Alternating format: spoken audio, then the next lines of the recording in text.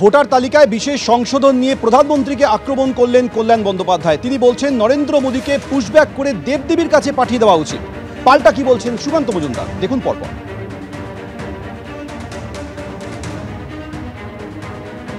বাড়ি বাড়ি যে আমি যদি বাড়িতে না থাকে তাহলে আমার ভোটার লিস্টে নাম উঠবে না, এটা কোনো কথা হলো না। কবে আপনি কোথায় উঠছেন?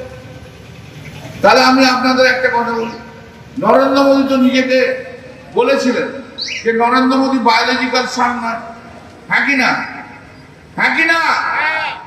নরেন্দ্র মোদী বায়োলজিক্যাল সান নয়, স্পিরিচুয়াল সান। তার বায়োলজিক্যালি ওর জন্ম হয়নি, তার বায়োলজিক্যালি জন্ম হয়নি। কালীর তো বায়োলজিক্যালি জন্ম হয়নি। মা কালী কি ইন্ডিয়ান সিটিজেন?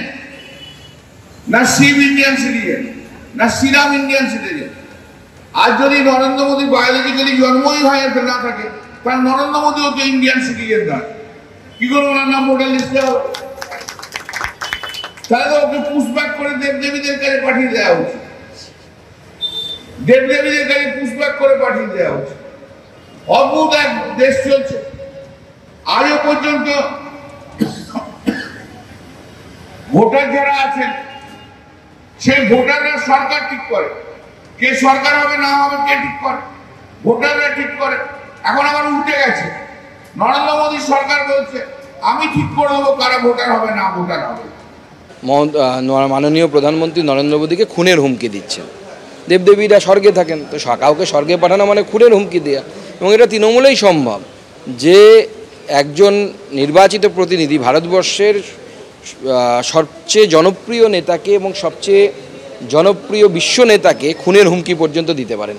এটা অন্য কোনো রাজ্য হলে পরে এর বিরুদ্ধে এফআইআর হতো এবং সে গ্রেপ্তার হতো। কল্যাণ বন্দ্যোপাধ্যায় তিনি অভিযোগ করেছেন, একদিকে মমতা বন্দ্যোপাধ্যায় যখন দিল্লিতে পরিযায়ী শ্রমিকের পরিবারকে মারধরের অভিযোগে সরব হচ্ছেন, তখন কল্যাণ বন্দ্যোপাধ্যায় তিনি বলছেন যে ভিন রাজ্যে বাঙালিদের হেনস্থা করা হচ্ছে, সারা দেশে বাঙালিদের ওপরে অত্যাচার করা হচ্ছে।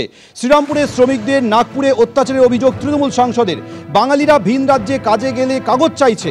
সরকার ও পুলিশকে কেই ক্ষমতা দিয়েছে? দেশ জুড়ে পুলিশি রাজত্ব চলছে, প্রতিবাদ করুন, সরব কল্যাণ বন্দ্যোপাধ্যায়।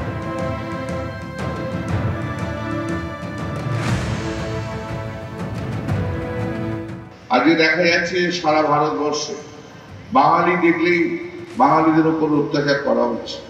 গতকালও আমার কাছে খবর এসছে শ্রীরামপুরের অনেকজন বাঙালিকে নাগপুরে এরকম ভাবে অত্যাচারিত হচ্ছে, যেটা আমাদের সবাইকে এর মধ্যে প্রতিবাদ করতে হবে। কোনো বাঙালি কোথাও গেছে কাজ করতে, তার আদ্যপ্রান্ত খুঁজে বার করছে কাগজ কোথায়, এই কোথায় করে হ্যারাস করছে। এই ক্ষমতা কে দিয়েছে? পুলিশকে এই ক্ষমতা কে দেয়? সরকারকে এই ক্ষমতা কে দেয়?